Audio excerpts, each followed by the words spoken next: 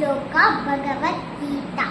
ॐ पार्थाय प्रतिबोधिता भगवता नारायणेन स्वयं व्यासेन ग्रथिता पुराणमुनिना मध्ये महाभारतम् अद्वैतामृतवर्षिणीं भगवती अष्टादशाध्यायिनीं भावनुसन्ध्यदामि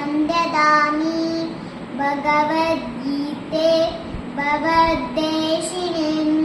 नमोऽस्तु ते व्यासविशारदाय